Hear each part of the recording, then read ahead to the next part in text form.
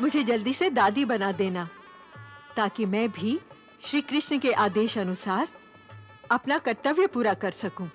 अपने पोते को अपनी गोद में बिठाकर उसे शिक्षा और दीक्षा दूं। मैं ये सोच रहा था कि आपने मुझे सारा ज्ञान दिया, पर ये नहीं बताया कि मुक्ति क्या होती है। पुत्र बर्बरिक, मुक्ति मनुष्य के जीवन का परम उद्देश्य होता है, जिसे पाकर मनुष्य जीवन और मृत्यु के चक्र से मुक्त हो जाता है और परमात्मा में लीन हो जाता है। अर्थात उसे अपने पाप और पुण्य के कर्मों का फल भोगने के लिए फिर जन्म नहीं लेना पड़ता। प्रभु की आत्मा में लीन होने के लिए मेरी आत्मा न जाने कब से तड़प रही है। आप मुझे कोई ऐसा तरीका बताएं जिससे मैं शीघ्र ही मुक्ति पा सकूं। पुत्र बर्बरिक, यदि किसी मनुष्य को प्रभु के हाथों मृत्यु आ जाए तो उसकी आत्मा तुरंत प्रभु में लीन हो जाती है और उसे मुक्ति मिल जाती है। अच्छा, ये तो बहुत सरल उपाय है। मैं प्रभु श्री कृष्ण से जाकर युद्ध करूंगा और वो मुझे मार डालेंगे, फिर मैं जन्म जन्मांतर के चक्र से मुक्त हो जाऊंगा।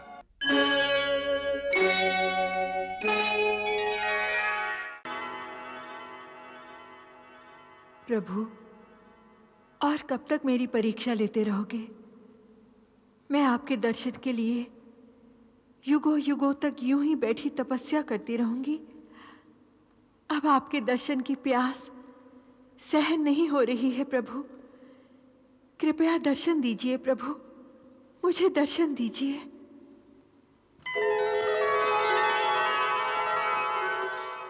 What's Hidimba?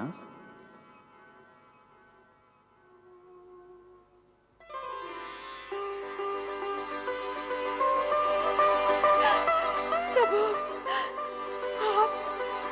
आप आ गए प्रभु, आप आ गए।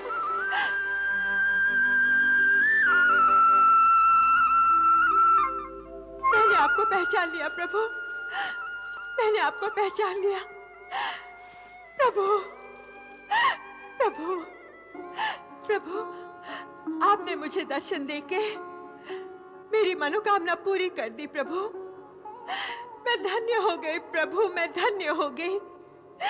मेरी तपस्या सफल हो गई प्रभु, मेरा जीवन सफल हो गया प्रभु, मेरा जीवन सफल हो गया। उठो वत्स।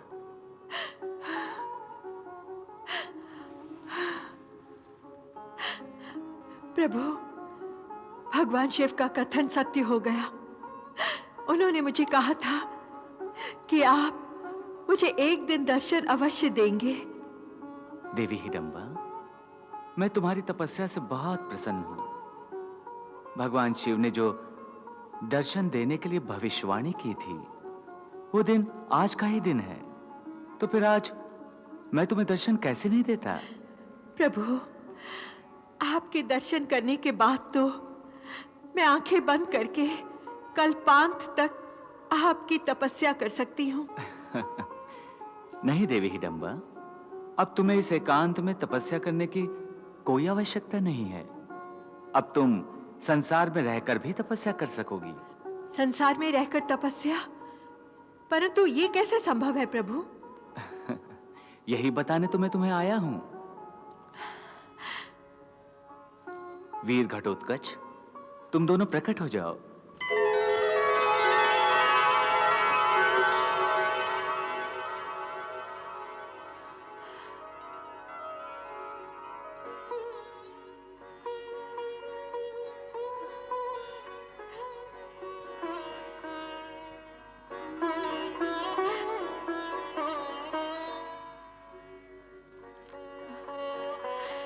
सुखी भव पुत्र। कामकंटका, तुम भी आशीर्वाद ग्रहण करो। सुखी भव। परंतु ये सुंदरी कौन है? ये प्राग ज्योतिषपुर की युवराज्ञी कामकंटका है, तुम्हारी होने वाली बहू।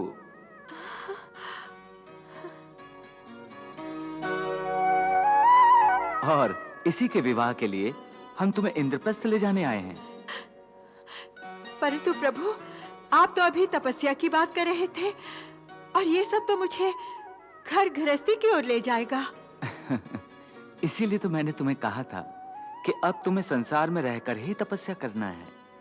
देवी हिडिंबा, सच तो यह है कि विवाह के बाद तुम्हारी बहू घटोत्कच के पुत्र के रूप में एक धर्मात्मा और महान योद्धा को जन्म देने वाली है। सच प्रभु?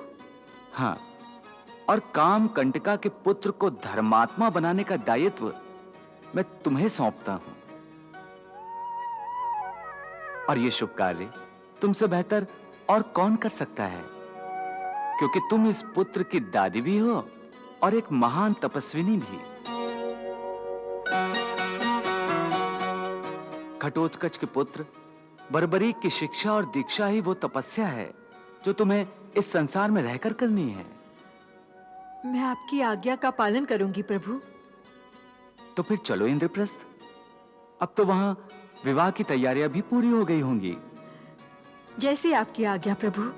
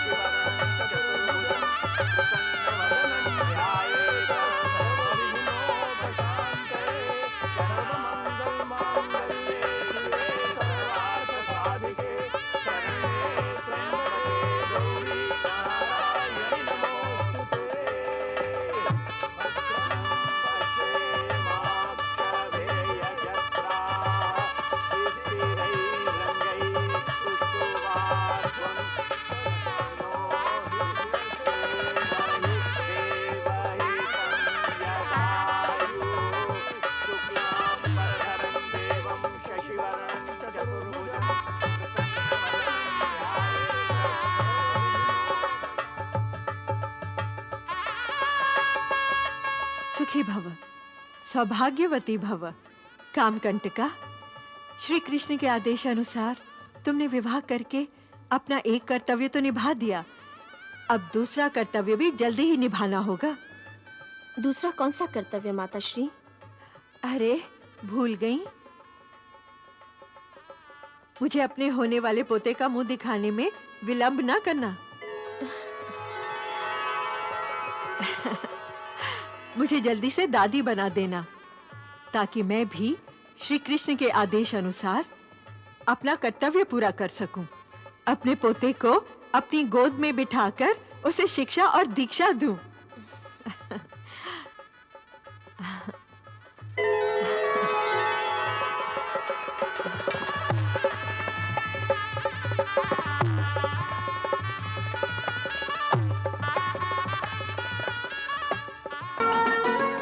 विवाह के बाद जब कामकंटका ने भगवान श्री कृष्ण के आशीर्वाद अनुसार एक सुंदर बालक को जन्म दिया, तो दादी हिडिंबा ने वासुदेव के आदेश अनुसार बर्बरीक को एक धर्मात्मा बनाने के लिए उसे अच्छी-अच्छी कहानियां सुनाकर उसमें धार्मिक संस्कार सींचने लगी।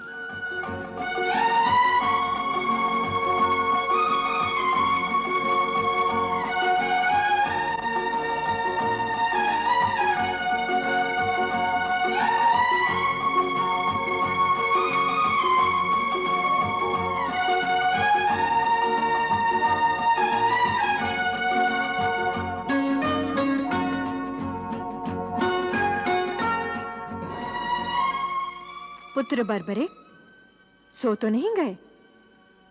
नहीं दादी माँ, सोच में पड़ा था। सोच में? क्या सोच रहे थे? मैं ये सोच रहा था कि आपने मुझे सारा ज्ञान दिया, पर यह नहीं बताया कि मुक्ति क्या होती है। पुत्र बर्बरिक, मुक्ति मनुष्य के जीवन का परम उद्देश्य होता है, जिसे पाकर मनुष्य जीवन और मृत्यु के चक्र से मुक्त हो जाता है और परमात्मा में लीन हो जाता है। अर्थात उसे अपने पाप और पुण्य के कर्मों का फल भोगने के लिए फिर जन्म नहीं लेना पड़ता। परंतु यह मुक्ति प्राप्त कैसे होती है?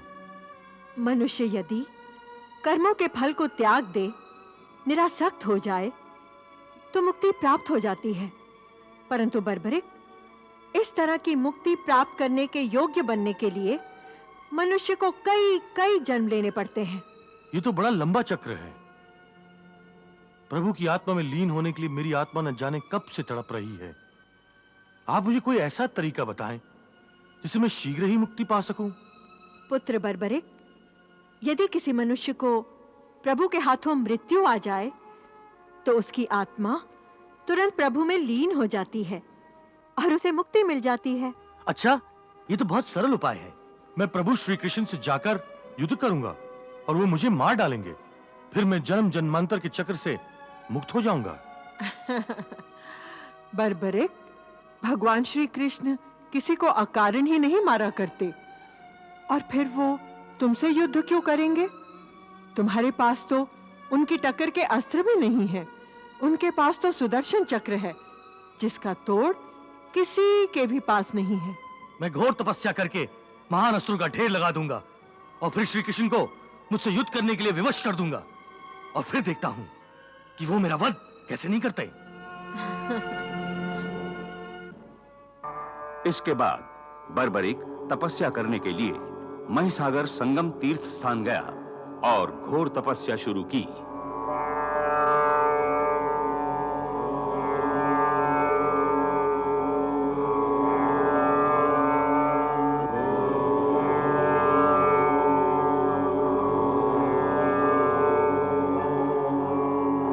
बर्बरिक की लगातार तपस्या से प्रसन्न होकर नवदुर्गा ने अपने 9 रूप उसे दिखाए।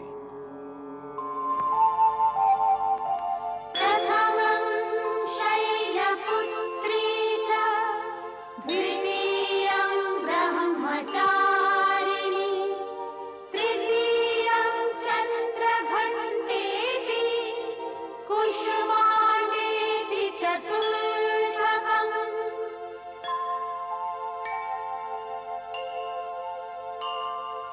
पंचमं स्कन्दमातेति, षष्ठं कात्यायनीति च, सप्तमं कालरात्रीति, महागौरीति चाष्टमम्, नवमं सिद्धिदात्री च, नवदुर्गा प्रकीर्तिताः। और इतना बल दिया जितना बल तीनों लोकों में किसी के पास नहीं था।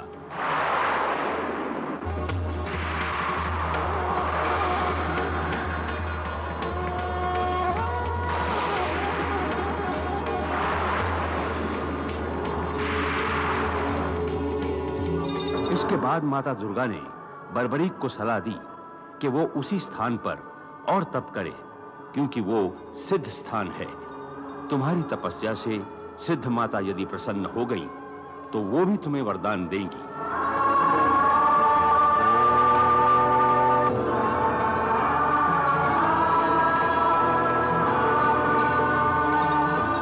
सिद्ध माता ने बर्बरिक को वासुदेव अस्त्र प्रदान किया और गणपति से संबंधित सारी विद्याओं को और अस्त्रों को प्रदान किया।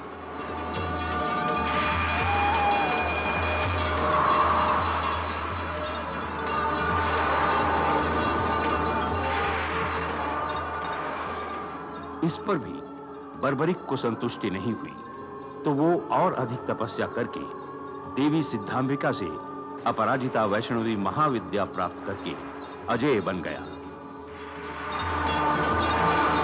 इन सारी विद्याओं और अस्त्रों से संपन्न होने के बाद एक दिन जब कुरुक्षेत्र में कौरवों और पांडवों की सेनाएं आमने सामने डेरा डाल रही थी, तब बर्बरिक भी युद्ध में भाग लेने के लिए अकेला ही कुरुक्षेत्र की ओर चल दिया।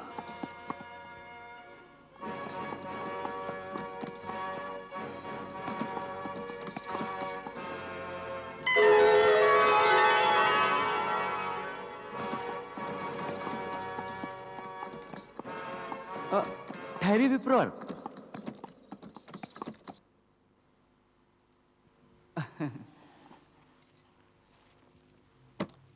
प्रणाम ब्राह्मण देवता। कल्याण हो वत्स, कल्याण हो। हे ब्राह्मण देवता, आप और रणभूमि पर? मैं पांडवों का पुरोहित हूं, किंतु आप बर्बरीक है ना? हाँ, पर आप मुझे कैसे जानते हैं? मैं तो हर किसी को जानता हूं। यूं समझ लो, मुझसे कुछ भी छुपा नहीं है।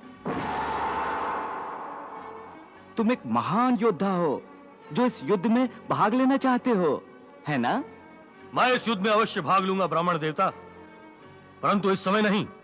अब नहीं तो फिर कब? मैंने निर्बलों की सहायता करने का व्रत लिया है। कौरवों और पांडवों में से जिसकी भी पराजय होगी, उसी पक्ष से मैं युद्ध करूंगा। और तुम एक ही पल में इस महायुद्ध को समाप्त कर दोगे, है ना? हाँ, आप तो सचमुच सब कुछ जानते हैं। सब कुछ जानता हूं, इसीलिए तो युद्ध का आरंभ होने से पहले तुमसे मिलने आया हूं। परंतु तुम तो अकेले हो, तुम्हारी सेना कहां है? मेरी कोई भी सेना नहीं है ब्राह्मण देवता, मैं अकेला ही आया हूं। तुम अकेले हो और इस महायुद्ध को पल भर में समाप्त करने की महत्वाकांक्षा भी रखते हो? ये मेरी महत्वाकांक्षा नहीं ब्राह्मण देवता, आत्मविश्वास है, आत्मविश्वास।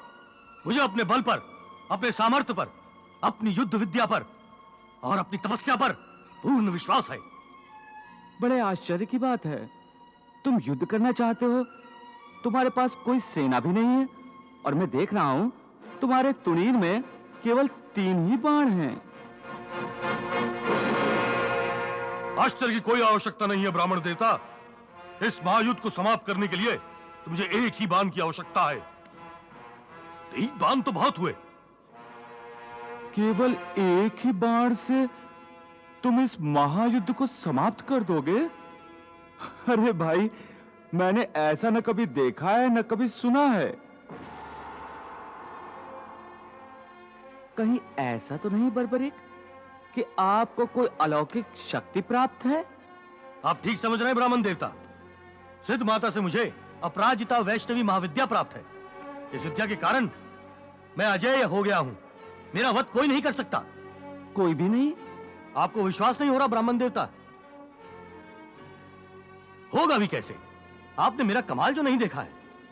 ठीक है, मैं अपनी विद्या का प्रदर्शन आपके सामने करता हूं, फिर आपका संदेह विश्वास में बदल जाएगा। अरे भाई बर्बरीक, तुम्हारा ये चमत्कार तो सचमुच देखने योग्य है। दिखाओ, दिखाओ ना, जल्दी दिखाओ। अवश्य।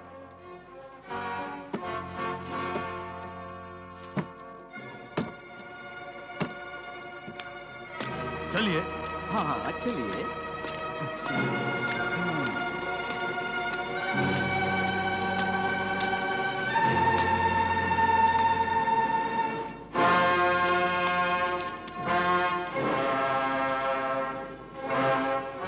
ये पेड़ देख रहे हैं आप? हाँ हाँ, देख रहा हूं।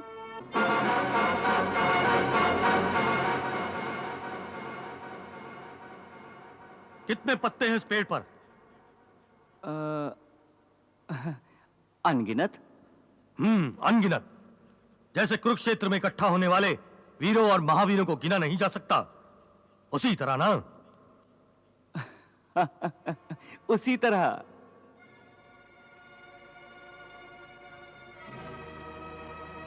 मैं अपने एक ही बाण के प्रहार से इस पेड़ के सारे पत्तों को निशाना बनाता हूं। एक ही बाण से?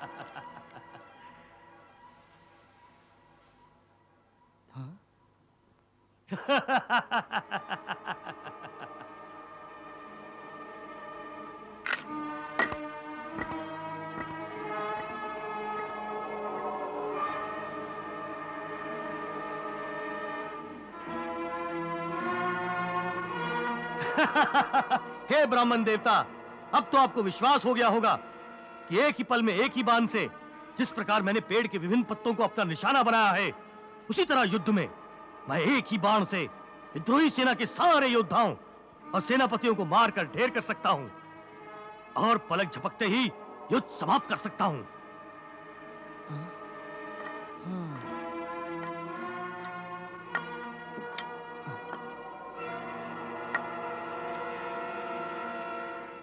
अब मुझे विश्वास हो गया है, पूर्ण विश्वास हो गया है कि तुम एक ही पल में इस युद्ध को समाप्त कर सकते हो। परंतु विप्रवर, आप मेरी विद्या का प्रदर्शन देखकर चिंता में क्यों पड़ गए हैं?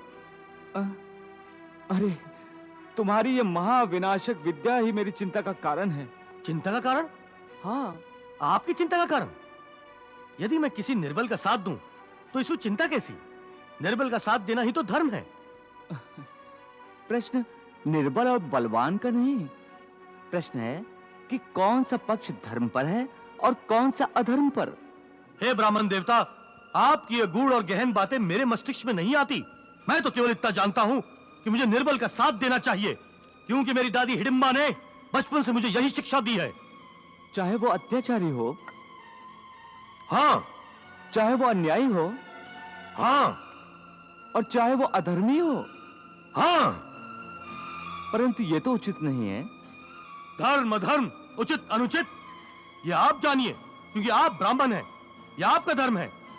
मेरा धर्म तो अपनी दादी की आज्ञा अनुसार अपने धर्म का पालन करना है, जिसकी मैं प्रतिज्ञा कर चुका हूं, और अपनी प्रतिज्ञा अवश्य पूरी करूंगा, चाहे कुछ भी हो जाए। पर मैं तुम्हें ऐसा करने की आज्ञा नहीं दे सकता।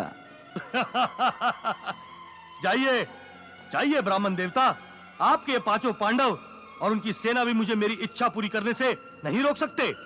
फिर आप मुझे क्या रोकेंगे? आप तो एक निहत्थे ब्राह्मण हैं। मैं तुम्हें अवश्य रोक सकता हूं। तुम नहीं जानते हो कि मैं कौन हूं। आप कोई भी हो, परंतु मेरा बाल भी बांका नहीं कर सकते। छोड़ दो यह धर्मी, मैं तुम्हें अधर्म के रास्ते पर आगे नहीं बढ़ने दूंगा। तुम पागल तो नहीं हो गए हो जो बर्बरिक का रास्ता रोक रहे हो? जान प्यारी नहीं है क्या? भूल गए मेरे बाण की महाविनाशक शक्ति को? तुम मुझे क्रोध दिला रहे हो। शक्ति मैं भी दिखा सकता हूं। अच्छा, तो एक निर्बल ब्राह्मण मुझे अपनी शक्ति से डरा रहा है। दिखाओ अपनी शक्ति, मैं भी देखता हूं कि तुम मुझे कैसे रोक सकते हो। रुक जाओ बर्बरीक। हे ब्राह्मण देवता, आपको कौन सी ऐसी शक्ति पर इतना गुमान है? हाँ, कौन सी शक्ति पर? कहीं आप उन पांचों पांडवों और उनकी विशाल सेना पर तो नहीं इतरा रहे हैं जो कौरवों को पराजित करने वाले हैं? ठीक है, मैं अभी इसी समय शक्तिशाली पांडव और उनकी समस्त सेना को पेड़ के विभिन्न पत्तों की तरह अपने एक ही बाण से सदा के लिए धरती पर सुला देता हूं। बर्बरीक! चिल्लाने से कुछ नहीं होगा ब्राह्मण देवता। अब आप मुझे नहीं रोक सकते। मेरे तुनीर से निकला हुआ तीर कभी वापस नहीं आता। मैं पांचों पांडवों को अपने तीर से मारकर लाखों योद्धाओं के प्राण बचाने जा रहा हूं। मैं निर्बल कौरवों को विजयी बनाने जा रहा हूं। नहीं! मैं अपनी प्रतिज्ञा पूरी करने जा रहा हूं।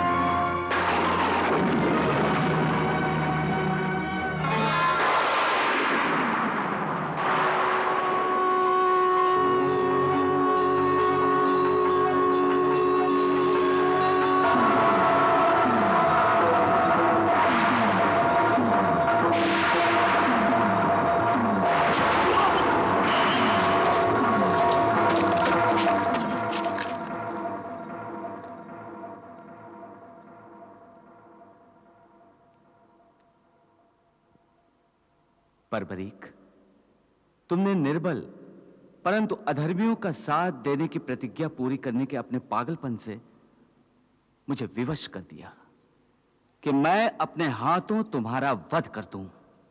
प्रभु, आपने अच्छा ही किया जो मेरा वध अपने हाथों से कर दिया। यही तो मेरी इच्छा थी, जिसकी पूर्ति के लिए मैं यहां आया था। हाँ प्रभु, मैंने तो आपको ब्राह्मण के वेश में पहले ही पहचान लिया था। क्षमा करें प्रभु, मैंने ही जानबूझकर आपको क्रोध दिलाकर विवश कर दिया था ताकि आप मेरा वध कर दें। इसीलिए मैंने अपनी अपराजिता वैष्णवी विद्या का प्रदर्शन किया था। आपके हाथों मेरे वध को संभव बनाने के लिए ही तो मैंने बड़े परिश्रम से यह विद्या प्राप्त की थी प्रभु। जानते हैं प्रभु, मेरी वो आकांक्षा जो बचपन से ही मेरे मन में फल फूल रही थी। जानता हूं, बचपन में तुम्हारी दादी मां हिडिंबा ने तुम्हें बताया था कि मोक्ष का सबसे सीधा और सहज रास्ता यही है कि तुम मेरे हाथों अपने प्राण त्याग दो। धन्य है प्रभु, आप तो अंतर्यामी हैं। आप तो सब कुछ जानते हैं। ये मेरी मूर्खता थी जो मैं आपको अंधेरे में रखकर आपके हाथों मोक्ष प्राप्त करना चाहता था। बर्बरीक, तुमने बड़ी तपस्या से जो अस्त्र प्राप्त किए थे मुझसे युद्ध करने के लिए, ताकि मैं तुम्हारा वध कर सकूं, उसी तपस्या और मुक्ति के लिए तुम्हारी लगन ने तुम्हें मोक्ष के योग्य बना दिया। विधि ने तुम्हारे मोक्ष का यही समय तय किया था, इसलिए तुम मुझसे मिले और मैंने तुम्हारा वध कर दिया। तो फिर आपके हाथों प्राण त्याग कर मुझे मुक्ति मिल गई ना प्रभु। प्रभु, आपने मेरी सबसे बड़ी इच्छा तो पूरी कर दी, परंतु परम धाम को प्रस्थान करने से पहले मैं चाहता हूं कि आप मेरी अंतिम इच्छा भी पूरी करके मुझे अनुग्रहित करें। कहो वत्स। प्रभु, मैं धर्म और अधर्म के इस महायुद्ध में धर्म को अधर्म पर विजय प्राप्त करते हुए देखना चाहता हूं। धर्म के मार्ग पर आप पांडवों का सारथ्य कैसे करते हैं?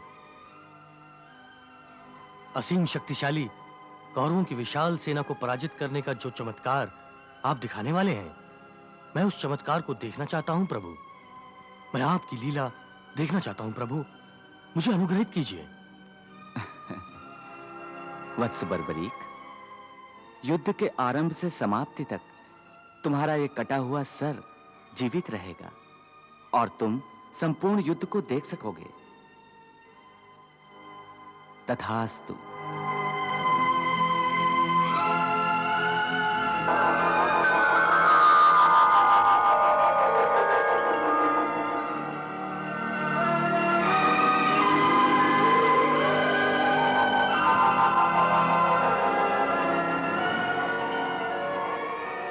भगवान श्री कृष्ण के वरदान के कारण बर्बरीक कौरव पांडवों का महायुद्ध देखने की अपनी आकांक्षा पूरी कर सका।